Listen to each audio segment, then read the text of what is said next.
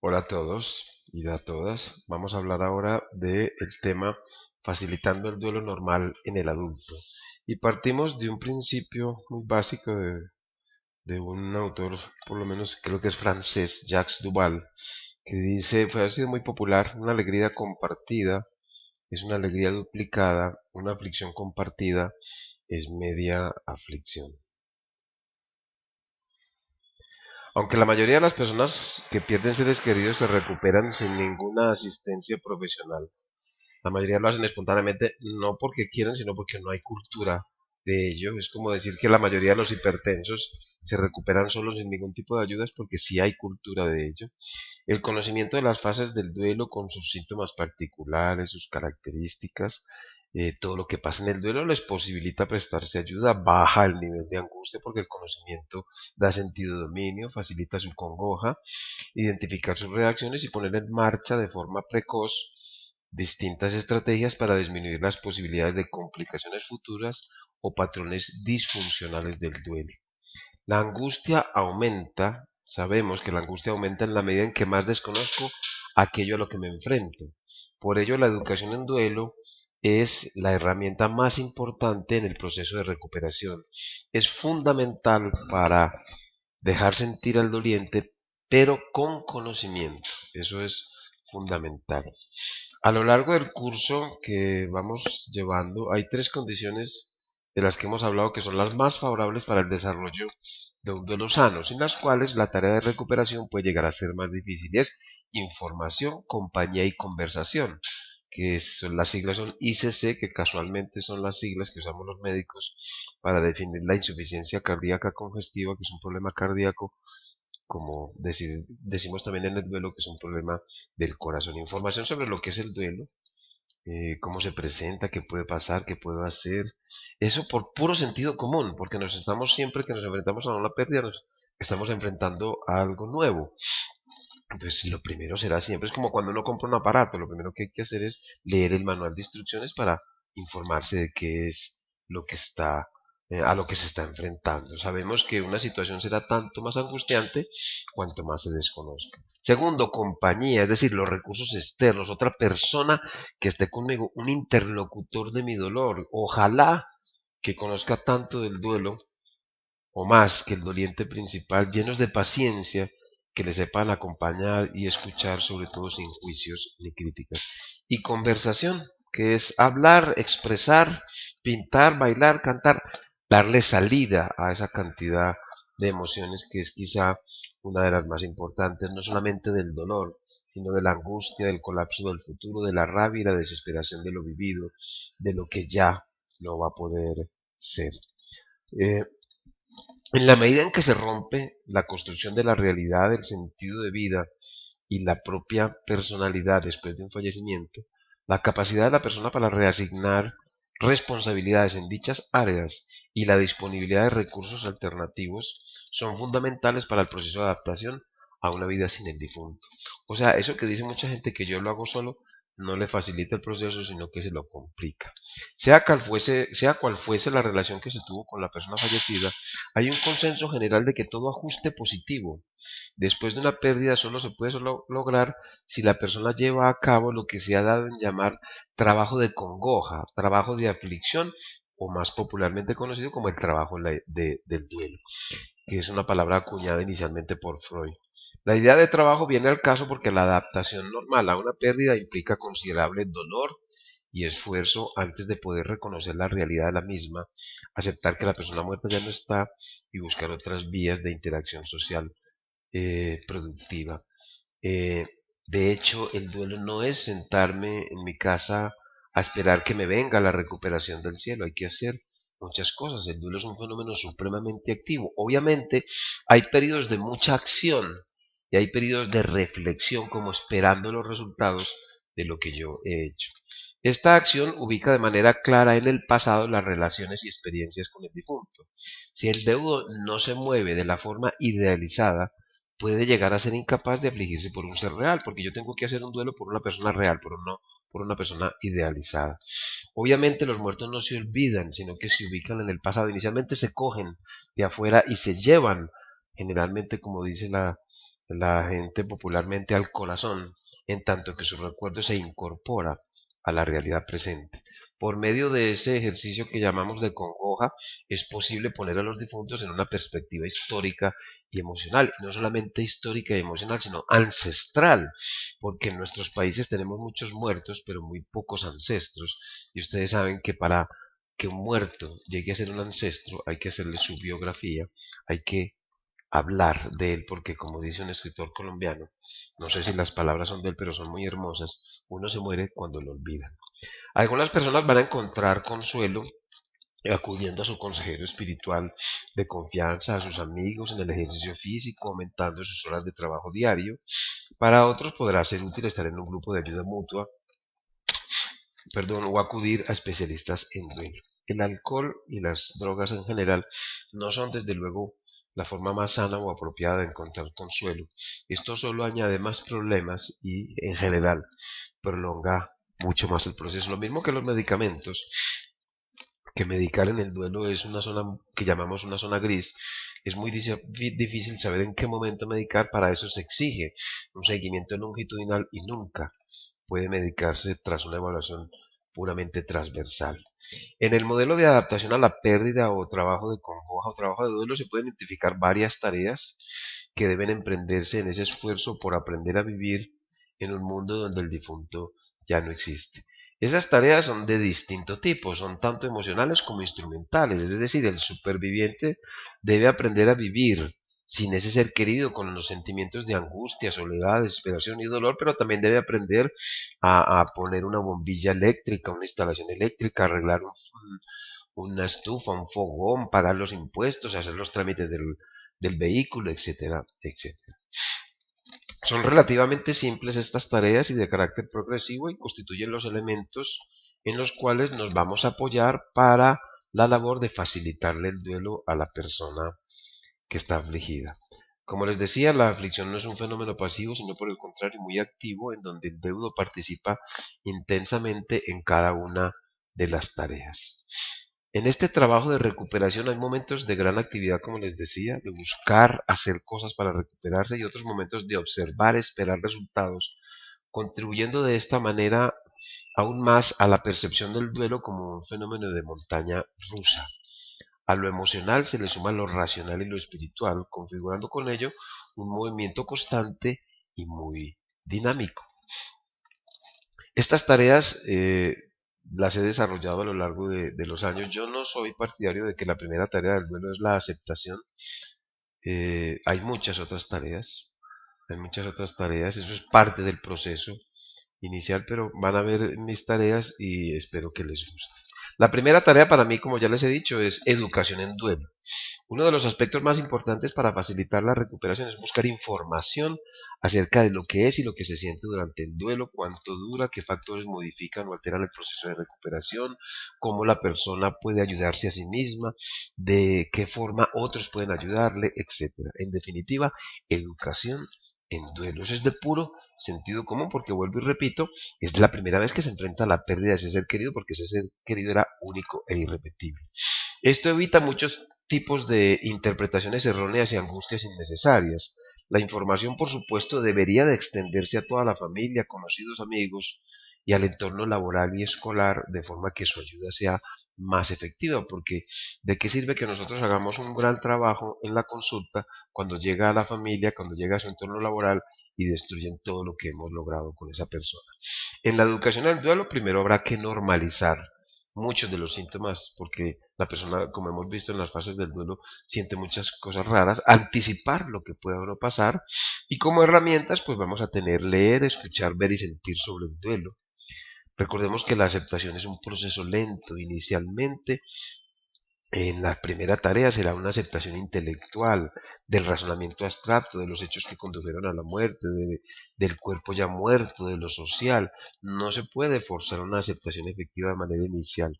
Recordemos que la respuesta al por qué sí existe, no ya, tal vez más adelante. Y yo hago un ejercicio con ellos y les pongo un libro que cojo cualquiera delante de los ojos, les digo que me diga qué es lo que ven y me dicen, no, está muy cerquita. y les pongo a cierta distancia y ahora sí lo ves. ¿Y ahora por qué no lo ves? Porque está muy cerquita. Bien. Tu ser querido acaba de morir, entonces ten un poco de paciencia, que ya llegarán las preguntas, las respuestas a esas preguntas en tiempo biológico, cronológico, espiritual, emocional, quién sabe. Puede que haya respuestas que encontremos rápidamente o respuestas que tardemos mucho tiempo en encontrar o incluso que muramos sin encontrar una respuesta a lo que nos pasó. Y también dentro de las herramientas para el duelo, pues está el hacer ejercicio, básicamente caminar, pero si la persona es una persona que tiene por costumbre hacer ejercicio, pues animarle a continuar esa tarea. Segunda tarea, ventilación. Como hemos visto, durante los primeros días o semanas después del fallecimiento, el superviviente permanece en un estado de shock adaptativo y defensivo, con aturdimiento y sin un reconocimiento pleno de la magnitud del dolor. O sea, el dolor no es tan intenso al principio. Aunque está confuso, generalmente pues está con otros familiares y amigos, quienes generalmente se dedican a los arreglos prácticos relacionados con la muerte, como el certificado de función, registros, arreglos del funeral, cobertura de gastos, etc. Al ser organizados y protegidos por estas personas, la oportunidad de enfrentarse o experimentar la pérdida se ve así reducida. La realidad y el sentido de las cosas se suspenden temporalmente, en tanto que las cosas siguen a su alrededor. Si bien las actividades de la vida diaria pueden continuar su curso normal, pierden su sentido de alguna manera derivado del intercambio con otros, porque falta la otra persona. Aun cuando la atención de los familiares y amigos, el funeral y las actividades y arreglos relacionados impliquen que alguien se murió, suelen ser percibidos como irreales y alejados de la experiencia personal. Recuerden que eso lo llamamos nosotros despersonalización, desrealización. Es casi como si todo ocurriera a otras personas, parece una pesadilla, un mal sueño. Este síntoma de despersonalización, desrealización es temporal, pero es, por supuesto, adaptativo y defensivo. Gradualmente y por la naturaleza de las reacciones de los demás, las visitas de condolencia, los consuelos, una creciente conciencia. Por eso la segunda fase se llama de la de conciencia de pérdida, de que el muerto ya no está presente, confirma y fortalece la realidad de la tragedia. Es decir, se accede a su reconocimiento intelectual, aun cuando emocionalmente no se acepte. Por eso no es necesario, incluso es imprudente forzar la aceptación emocional desde un principio. Dos tipos de estrategias facilitan el reconocimiento y aceptación de la pérdida. Primero, recordar los eventos relacionados con la muerte, volverlo a repetir. Es decir, las circunstancias alrededor de la muerte. Ese pensamiento obsesivo que repite y repite tiene ese propósito de forzar la aceptación intelectual. Al repetir una revisión o notificación de esta, la realidad se hace más clara y más detalles, por supuesto, acuden a la conciencia, al mismo tiempo que el deudo vivencia imágenes relacionadas con el difunto. Cada repetición es dolorosa y difícil, pero permite una mayor descarga de angustia y dolor. Incluso nosotros decimos en el duelo, duelo que no se habla es duelo que no se cura, duelo que no se escribe es duelo que no se cura, duelo que no se pinta es duelo que no se cura, duelo que no se baila o no se canta o no se recita, es decir, duelo que no se expresa es duelo que no se cura.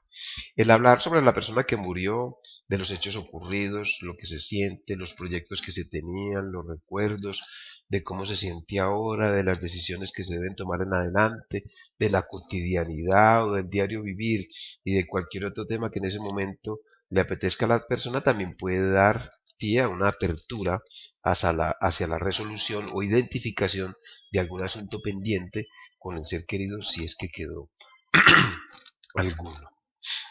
El hablar como terapia permite también establecer los primeros pasos para un cambio en la relación, es decir, hablar en pasado y no en presente, cambiar de una relación física a una relación simbólica y extender la red social del apoyo. A mi marido le gusta, no, le gustaba, eso se tiene que hacer con mucha delicadeza, pero es necesario hacer esa corrección lentamente. Segundo, permite evitar la negación. El objetivo es referirse al difunto como ya muerto, hablar directamente de lo sucedido, utilizar los verbos que acabo de señalarles en su tiempo apropiado y responder a las dudas o inquietudes de tal manera que confirmen la realidad de lo sucedido. Como les acabo de decir, este proceso no debe ser brutal o desatento, sino suavemente correctivo, mientras el acompañante responde con seguridad, mientras nosotros respondemos con seguridad de una forma que confirma y no elude la realidad de la pérdida total o irreversible. Recuerden que a cada comunicación tenemos que ver el lenguaje verbal que acompaña lo que nuestro paciente está diciendo. Para la ventilación, pues vamos a hacer evocación como proceso importante. Para la ventilación es una evocación que es recordar lo sucedido y confrontar, es decir, evitar la negación y hablar en los tiempos correctos. Y dentro de las herramientas vamos a continuar todavía con la aceptación intelectual, aunque ya pueden vislumbrarse algunos aspectos de la aceptación emocional al recordar aspectos de la vida juntos. A las visitas al cementerio, al osario, ya empieza la aceptación emocional a ir incorporándose. El hablar, como mencionamos, pues nos ayuda a descargar dolor o le ayuda a descargar dolor al paciente y empezar a hacer la biografía del paciente, del fallecido, perdón, nos permite vislumbrar o le permite al deudo vislumbrar al ser querido tal como fue y no como esas formas idealizadas de un principio. Tercera tarea es la curación, significa abordar cada uno de los componentes del dolor que vimos al principio y realizar las actividades necesarias para favorecer su cicatrización. Respecto al dolor biológico, al dolor físico que se siente cuando perdemos un ser querido, será oportuno acudir a un médico de confianza para que estudie y o trate las molestias presentadas y nos ofrezca su consejo. Si se permite que una dolencia continúe sin ninguna atención médica, puede llegar a absorber mucha atención que debería ser dedicada al duelo y retrasar el proceso de recuperación, sin olvidar que puede relacionarse con una enfermedad de mayor o menor gravedad. En cuanto al dolor psicológico de la personalidad de la mente que nos produce la muerte, es importante recordar lo más detalladamente posible la vida en conjunto que se tuvo con esa persona. Este ejercicio, que puede utilizar todo tipo de artilugios como fotografías y objetos familiares y ojalá con la participación de más familiares, tiene como propósito ayudarnos a separar y establecer los límites apropiados que diferencien al superviviente del difunto, confirmando así de esta manera la identidad personal y recuperando la confianza. Esta estrategia también ayuda al proceso de emancipación emocional de las uniones de apego con el difunto. Aquellos que acompañan al deudo deben estar, por supuesto, dispuestos y preparados para escuchar y participar con estímulos que le ayuden a relatar la historia más completa del ser querido y de su vida juntos. Cuantas más veces lo haga y cuanto más detalles, tanto más efectiva será. Este ejercicio de recordar posee además dos ventajas adicionales. Primero, ver al difunto como lo que realmente fue.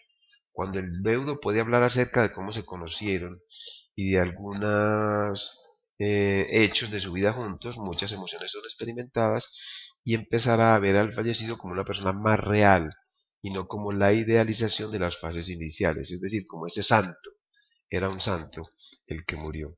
Sin embargo, esto en ocasiones le puede crear conflictos si el interlocutor no comprende el propósito de este ejercicio, porque generalmente dicen, ahí viene otra vez este con ese mismo cuento, qué pereza escucharlo otra vez. Muchas personas consideran saludable que el deudo hable de forma siempre positiva del muerto, pero tienen menos humor, paciencia y disposición para escuchar sus explosiones de enojo y culpabilidad por una relación largamente ambivalente y conflictiva.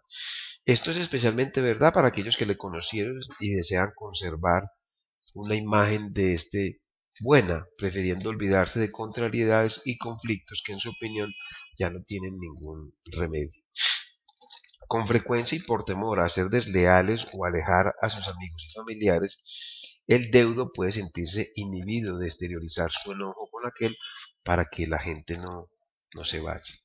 Y segundo, favorece la autoestima, el recuerdo de aspectos buenos y productivos y la confirmación de haber logrado algo provechoso y madurativo favorece la autoestima, generalmente atenúa la hostilidad y enojo y nivela la culpabilidad que se atribuye al fallecido con la propia, llegando a un término medio en el cual se reconoce lo bueno y lo malo de la relación. Para tratar con el dolor social, por la sociedad, por lo violenta que es, por su indiferencia, es preciso deshacerse de toda rabia, de una forma que sea sana para todos y no produzca daño a nadie o sea un obstáculo para el proceso de recuperación. Se puede utilizar también todo tipo de artilugios, tales como una almohada o un cojín, un saco de boxeador, tirar una pelota contra una pared, jugar al tenis o al squash u otros deportes parecidos que impliquen una intensa actividad física de tirar o golpear contra una pared. Una vez descargado este pesado y doloroso fardo, ya se puede mirar con otros ojos y pensar cuál puede ser la contribución para que la sociedad en que vivimos, sea un poco mejor. Yo animo mucho a las familias generalmente a crear en la casa espacios de el rincón del desahogo, les llamo yo, donde pues si tienen el recurso o se lo fabrican ellos mismos, un saco de boxeador, hay revistas viejas o guías de teléfonos para romper, una especie de corneta para gritar, eh, decir algunas palabras fuertes, sin generar mucho ruido. Eso se llama el rincón del desahogo, donde la persona cuando está enojada va a ese rincón. Incluso yo recuerdo que un niño que veía a la mamá muy enojada le dijo, mamá, al rincón del desahogo. Es mejor hacer eso que descargarlo en otros familiares. Para el dolor familiar, el de los demás seres queridos, el de la pareja, el de los otros hijos, los hermanos, demás, etc., se debe tratar de recuperar una de las funciones más importantes de la familia, la de apoyo y soporte mutuo, mediante una buena comunicación y utilizando la terapia del hombro, el oído y el abrazo, que más adelante hablaremos de ella. Respecto al dolor espiritual del alma, la fe y el consejo espiritual son, por supuesto, la alternativa más apropiada. En relación con el dolor que el pasado produce por lo vivido, haya sido bueno o no haya sido tan bueno, es importante recordar lo más detalladamente posible la vida con ese ser querido, actividad que será tanto más productiva en cuanto mayor sea el número de familiares presentes, intentando realizar, como les dije, la biografía más completa de él, volumen de historias condensadas en un libro o cuaderno que podrá ser consultado cuando así se desee.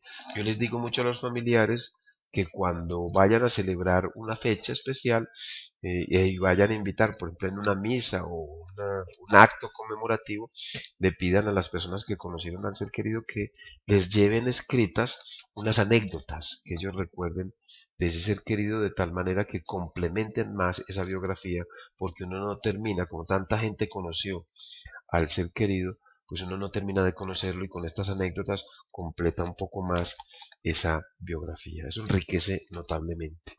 Este ejercicio tiene como propósito establecer sentimientos de reconciliación, paz y gratitud con ese rico pasado vivido juntos, confirmando así la identidad familiar y estableciendo las bases para un futuro diferente y nuevo. Y tener ancestros, porque qué tan bueno que los nietos, los bisnietos puedan recurrir a conocer la historia de sus ancestros. El analgésico necesario para calmar el dolor que el presente produce se encuentra en la intimidad de la familia, en sus fuerzas de apoyo y soporte y en la técnica del hombro, oído y abrazo. Es ella quien infunde la seguridad a la familia y la confianza necesaria para estos difíciles momentos, proporcionando de esta manera un modelo de estabilidad y continuidad al no desistir en el contacto mutuo ni dejarse abrumar por la ausencia aparente de solución a los distintos problemas. La reconciliación con el pasado vivido y la seguridad y confianza alcanzado en la familia del presente es lo que permite establecer las bases necesarias para calmar la dolorosa perspectiva de un futuro sin el difunto. Es decir, sanar el pasado, reconciliarnos con el presente para poder enfrentar el futuro. Para la curación entonces tenemos una segmentación. Como proceso hay que evaluar y abordar por separado cada uno de los componentes del dolor.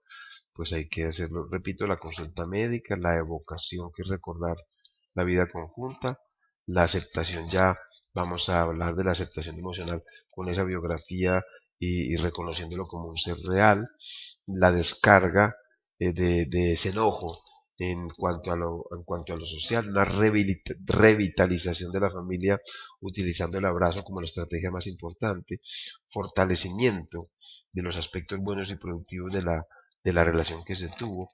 Si bien los objetos transicionales, que son los objetos que pertenecían a la persona eh, y que conservamos todavía en las fases iniciales, nos sirven como transición mientras se nos controlamos la ansiedad de separación. Para eso sirven los objetos transicionales. Mientras logramos aceptar, iniciamos la aceptación emocional, deben evolucionar a objetos simbólicos que simbolizan a ese ser querido. Y una planificación, que es La planificación del futuro que permite la reconciliación con el pasado vivido y la seguridad y la confianza alcanzada con la familia del presente para poder vivir ese futuro. Esas son como las herramientas de esta fase. Aunque hay poco consuelo que ofrecer cuando una persona enfrenta un futuro sin un ser amado, aquellos que le rodean sí pueden ofrecerle un sentido de estabilidad, continuidad y confiabilidad en un mundo que para ellos es caótico y carente de significado y propósito. Vamos a ofrecerles un modelo de continuidad y a trabajar ojalá con las familias. Solo en esta forma es posible que la ayuda pueda comunicarse y aceptarse. Y como última tarea nos queda la reconstrucción, que es recuperar la realidad, el sentido de vida, la personalidad íntegra y la confianza en el mundo, que puede llegar a ser una de las tareas más difíciles de este proceso. Esto significa, entre otras cosas, enfrentarse con la desorganización y la adaptación a un entorno sin el ser querido. Debido a que cada ser humano participa en mayor o menor proporción del mundo de los demás, un primer paso es establecer qué tanto de cada uno de los elementos que componen el mundo personal era absorbido o dependía del ser querido fallecido. Es decir, qué tanto de mi realidad, de mi sentido de vida y de mi personalidad dependía o era absorbido por ese ser querido. Una vez realizado ese inventario, se debe entonces utilizar lo que queda de la realidad, lo que queda del sentido de vida y lo que queda de la personalidad como elemento o base para su reconstrucción.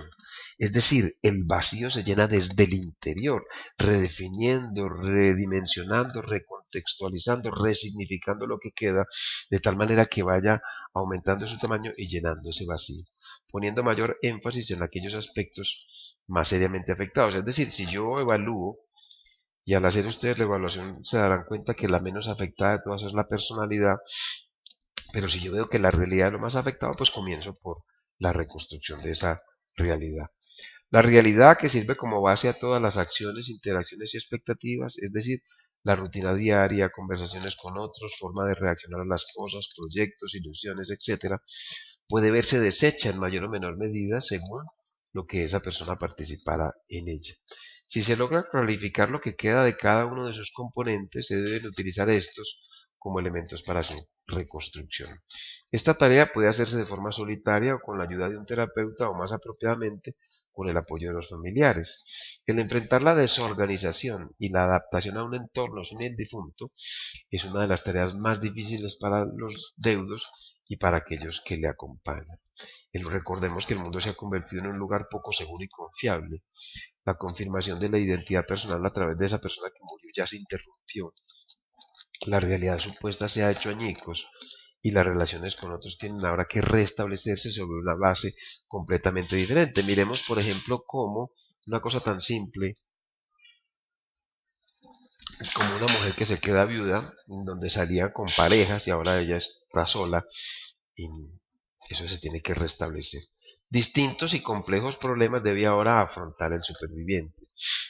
Debe recuperar la confianza en la vida a pesar de que ya puede pasar cualquier cosa. Por ejemplo, una cosa muy dramática ante la muerte de un hijo, y es que ya la peor pesadilla que le puede pasar a un padre es perder a su hijo, y ya lo ha perdido y tiene que recuperar la confianza en la vida. Continuar bueno, por ejemplo, ayer en el grupo de padres hablábamos sobre los problemas legales, sobre las injusticias de un sistema de justicia corrupto que funciona mal, y hay que recuperar la confianza también en eso, y eso es quizá una de las cosas más difíciles. Continuar, separar y establecer los límites apropiados que nos diferencien del difunto, confirmando nuestra identidad personal y la confianza en sí mismos. Darle un nuevo sentido a la existencia, manejar la interacción social ahora que ha perdido al ser tal vez más importante en su vida, y abordar en solitario distintos problemas prácticos, económicos, de vivienda, del manejo y crianza de los hijos, etc. Para facilitar este proceso, aquellos que acompañan a una persona en duelo pueden, primero, infundir seguridad, confianza y proporcionar un modelo de estabilidad. Esto es especialmente importante cuando el mundo se percibe como inseguro e inestable, y cuando los amigos y familiares lejanos ya se van, retiran su apoyo o no saben cómo ayudar de forma adecuada y efectiva porque no hay cultura del duelo. Al abordar y aceptar con un sentido de seguridad sus diversos problemas, aquel que acompaña transmite un sentido de control y de dominio. Bueno, al menos estoy con alguien que sabe cómo hacer las cosas. Establecer un marco de continuidad al no desistir en el contacto ni dejarse abrumar por la ausencia aparente de soluciones a los distintos problemas, porque muchos pueden salir huyendo. Actuar temporalmente como sustitutos interinos, es decir, nosotros como terapeutas podemos ser una compañía pasajera mientras pasa la fase aguda y la persona se siente capaz de reanudar otras actividades, con el fin de contribuir a la confirmación de la identidad personal y la autoestima, participar de la interacción social durante el tiempo que precise el seguimiento del duelo y contribuir al manejo de los diferentes problemas prácticos, económicos, vivienda, hijos, etc. Eso no significa que nos vamos a ir a vivir con ellos, pero sí podemos estar ahora más en contacto con teléfono, hacer un seguimiento más continuo. No tenemos que volvernos amigos de ellos, pero sí podemos temporalmente ser sustitutos interinos, invitarlo al grupo de duelo. Yo hago salidas terapéuticas, invitarlo a salidas terapéuticas, que es ir a un lugar que no sea un marco terapéutico, sino como ir al campo y hacer estas reuniones que son tan populares en los Estados Unidos y que yo vengo haciendo también hace muchos años. Para lograrlo es preciso que se acepte a los deudos como personas, como individuos y no como una categoría de sujetos difíciles de abordar, que a veces, por supuesto, no es lo más fácil. También hay que facilitar la resocialización al anticipar a los deudos lo que puede ocurrir en su entorno y los cambios previstos, y ayudarles a entender estos problemas como naturales y propios de sus circunstancias individuales. Por ejemplo, que suena un poco gracioso, pero una mujer o un hombre que se queda viudo después de 35 años de matrimonio, lleva 35 años fuera del mercado de los solteros y puede ya no saber cómo se resocializa, cómo como se dice en España, cómo se liga, cómo se establece relación con una mujer otra vez. Después de cada caso tentativo, la persona va adquiriendo más confianza. Puede equivocarse, por supuesto, aprende nuevas formas de manejar una interacción y establece relaciones sobre una base más segura y realista. A pesar de ello, son inevitables los fracasos temporales, decepciones y retrocesos. Al evaluar individualmente la naturaleza de las aparentes dificultades y al discutir los métodos para acometerlas, se minimiza la confusión y se establecen metas más realistas, como una aproximación por pasos. Vamos despacio, primero esto, y así de a poquito. Eso le da un sentido de control al deudo. Aprender nuevos roles y recuperar el sentido de la propia identidad es un proceso, por supuesto, muy lento, gradual y a veces es bastante desalentador. Cada logro alcanzado da la oportunidad al acompañante para fortalecer la autoestima y confianza en sí mismo, animándole a dar al paso siguiente. Recordemos que la recuperación no es la recuperación, son las recuperaciones, porque la recuperación de una pérdida es como la construcción de un rompecabezas, de un puzzle, que son pequeñas piezas y no se logra ver la recuperación hasta que se ve más o menos la imagen de lo que compone el rompecabezas. Sin embargo, cada pieza que se puso, que a veces no se ve, es una pieza de recuperación. Por eso la recuperación es como subir o subir unas escaleras paso a paso o montar un puzzle que son pieza a pieza. El objetivo no es aconsejar a los deudos sobre cómo manejar sus problemas, sino en darle la oportunidad de anticipar y comprobar varias estrategias, proporcionarle varias estrategias para afrontar sus problemas que veremos luego, guiando la discusión en lugar de explicar qué es lo que está bien y qué es lo que está mal. El sentido de vida, que es otra cosa que hay que reconstruir, que sirve como base a la relación diaria con otros y con el mundo, y a los propósitos del presente y planes para el futuro, puede también quedar hecho pedazos en mayor o menor medida según lo que el fallecido participara del sentido de vida.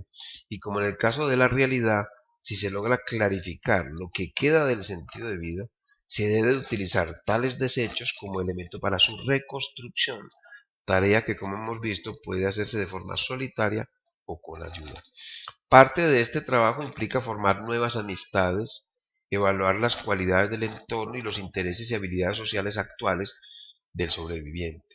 La familia puede requerir incluso ayuda para entender la importancia de establecer relaciones con otras personas, que el deudo establezca relaciones con otras personas como tarea apropiada del proceso de aflicción normal del luto, porque puede haber un rechazo pensando que es que ya van a sustituir al ser querido fallecido. Sentimientos de deslealtad con el difunto pueden aparecer cuando la perspectiva de un compañero o una simple cita se vislumbra. A muchos deudos, sobre todo viudas o viudos, les cuesta establecer nuevas relaciones. Esta labor de reinvertir en otras personas involucra socialización con nuevos compañeros y patrones de vida y movimientos hacia una identidad renovada. Aunque la personalidad es la menos afectada y depende de muchas variables, cuando se vive durante muchos años con una persona se puede llegar a tal grado de intimidad que uno pueda no saber qué era realmente de uno y qué pertenecía al otro, creándose así cierta confusión entre las personalidades. Si se logra clarificar lo que pertenece a cada ser en cada uno de los elementos que le componen, se podrá también utilizar como base para la reconstrucción. Entonces, para la reconstrucción tenemos que hacer un análisis de cada una de las dimensiones que componen el mundo personal, afrontar cada una de las dificultades en cada uno de ellos y diferenciar el mundo personal del presente, diferenciar el mundo personal del presente, del pasado y de lo que se quiere en el futuro. Y como herramientas, pues el inventario de lo que quedó, emprender, y significa recuperar actividades de la vida diaria, aprender nuevos roles y resolver asuntos pendientes. La aceptación ya es una aceptación de que la identidad propia la debo confirmar yo mismo. La resocialización y la reinversión en nuevas relaciones. Durante este proceso de recuperación se debe considerar varias cosas. Intervenciones precoces antes de que se establezcan patrones disfuncionales, es decir, formas no adaptativas para enfrentar el duelo o que puedan generar más dificultades que beneficios. Esta es una interpretación mía de lo que es la ley de Hansel de intervención en crisis. Confrontar con la realidad la culpabilidad hacia uno mismo y hacia los otros, o sea, diferenciar la culpa racional de la culpa irracional.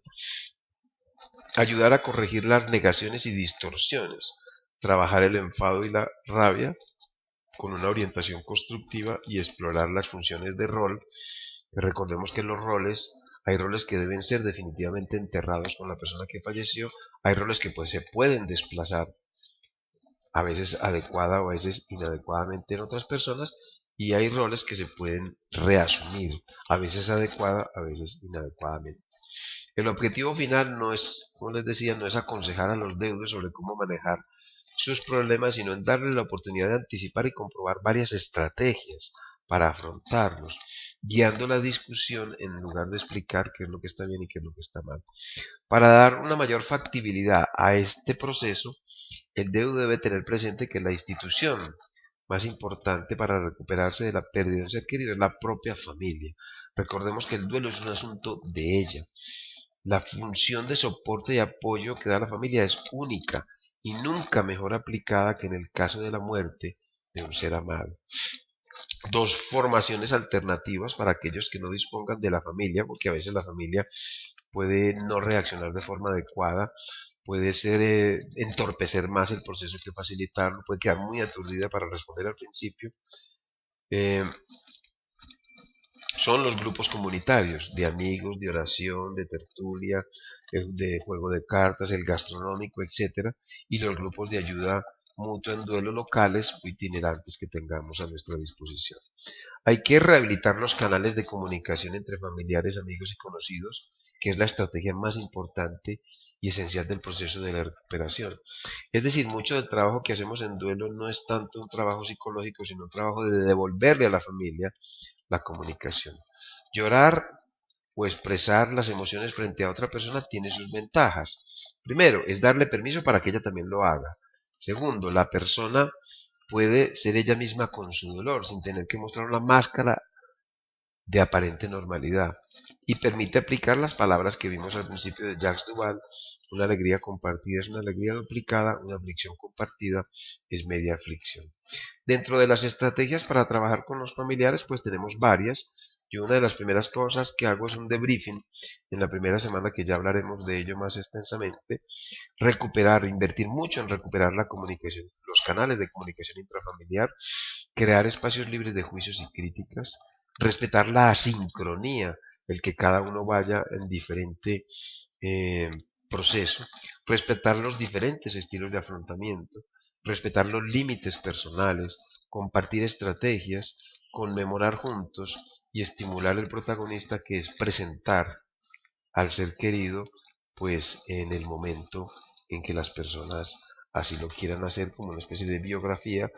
En los grupos generalmente lo hacen en PowerPoint, o a veces hacen photobook, o como ellos quieran. La terapia del hombre, el oído y el abrazo es la aproximación terapéutica más acertada para recuperarnos de la pérdida de un ser querido, desde mi opinión. Es mi visión. El órgano del cuerpo que más necesita una persona en duelo de otra persona en estos momentos no es precisamente su boca, no se precisa de un discurso, su cerebro no se exige que sea muy inteligente, o su corazón no tiene que ser un buen sujeto. Solo se le pide que sea un buen oyente y preste temporalmente sus oídos para escuchar de verdad, sin interrumpir, sin juicios y críticas, una y mil veces el mismo discurso, y que no utilice frases tan frustrantes que bloquean la comunicación y el alivio, como son: otra vez con el mismo cuento, otra vez llorando. Apoyar la afligida existencia sobre un hombro amigo favorece la descarga emocional. Para eso es el hombro. Si esta actitud se acompaña del mejor de los remedios para recuperarse de la pérdida de un ser querido, como es un gran abrazo, no uno cualquiera, debe ser al menos de uno de 30 o 40 segundos, y si es posible cada 4 horas o menos, volver a vivir sin el ser amado no será tan solitario. Recordemos que después de 20 segundos de estar abrazados se produce oxitocina, que es la hormona del amor. Imaginémonos a una persona que tiene 40 o 50, digamos 50 familiares inmediatos, y le hemos escrito, le hemos pedido a la familia que le den un abrazo al deudo principal cada 4 horas, o sea, 6 abrazos al día. Son 50 familiares, son 300 abrazos. Puede que no tenga los 300, pero con tal de que tenga 10 o 20 abrazos, eso establece una enorme diferencia en el proceso de recuperación. Realizar entre todos aquellos que conocieron al fallecido la biografía más completa de su vida, pues era sin duda un personaje, un protagonista, un héroe, quien amerita como homenaje y recuerdo un tomo en la biblioteca del recuerdo familiar, para dejar de ser un simple muerto y pasar a ser un ancestro, no solo para nosotros, sino para las futuras generaciones de la familia. Es otra de las tareas importantes en el duelo, puesto que el duelo no se resuelve mayoritariamente con la razón o la inteligencia. Si eso fuera verdad, pues si yo tuviera 2 doctorados, 3 maestrías y 2 profesiones, ¿ustedes creen que me recuperaría más fácil de la pérdida de mi hijo que alguno de ustedes o cualquier otra persona que ustedes conozcan que sea analfabeta me recuperaría más fácil? Esto no es de la cabeza, no se trata tanto de pensar o razonar qué hacer para recuperarse, lo más propio es sentir y expresar lo que del corazón proviene. Por eso no hay que pensar tanto, sino más bien sentir. No se deben reprimir los sentimientos, sino más bien articularlos en palabras, ya sea hablándolo, en papel, escribiéndolo, o en sonidos, gritar o cantar, o con el ejercicio físico, incluyendo el mismo baile. A pesar de que las visitas al cementerio son parte esencial de los rituales y una opción absolutamente personal, el acudir allí aporta 2 elementos claramente diferenciados y beneficiosos para el duelo. Primero, hay libertad de expresión. Se trata de un lugar donde la persona puede hacer cualquier cosa sin que nadie le diga nada o lo mire feo, pues ese lugar es propicio para hacer este tipo de cosas: llorar, gritar, patalear, escribir, oír música, hablar con una pared, etc. Y segundo, se aplica lo que yo llamo la técnica de la silla vacía modificada, el dirigirse a los restos del ser querido situados detrás de un pequeño muro, imaginándonos que está allí escuchándonos. O lo mismo podemos hacer con una foto mientras estamos haciendo algo en la casa o conduciendo un carro, como si el ser querido estuviera al lado. es una forma muy adecuada de descargar tensión, dolor y angustia. Es incluso una de las estrategias que más utilizo yo, más recomiendo y que después hablaremos más extensamente de ella porque se han hecho muchos estudios respecto a esta estrategia. Las cosas que pertenecían al ser querido fallecido no estorban. Recuerden, nadie le va a dar el valor emocional que uno le da. Por ello no es necesario deshacerse de ellas cuanto antes, si ese es el deseo personal. Si angustian mucho, le aconsejaremos que algún otro familiar o vecino le guarde y cuando la persona tenga el ánimo de saber qué hacer con ello, ya sabrá qué hacer. No debemos olvidar dos cosas en este sentido. Nadie le dará el valor que le damos nosotros y no es recomendable precipitarse a entregar o regalar las cosas. Eso generalmente obedece a una negación. Es como si no están las cosas, es como si no pasó nada. Cada cosa tiene su tiempo y cada persona lleva el duelo según su propio tiempo. Con frecuencia a algunas personas no les gusta hablar de lo sucedido, del ser querido muerto, de lo que sienten y lo que piensan, por no despertar su dolor o sentirse incomprendidos. Para ellos, el escribir una bitácora o diario de duelo es una alternativa excelente. Hay un diario de duelo que es con fecha de hoy, dirigirse a ser querido o expresar cómo me siento.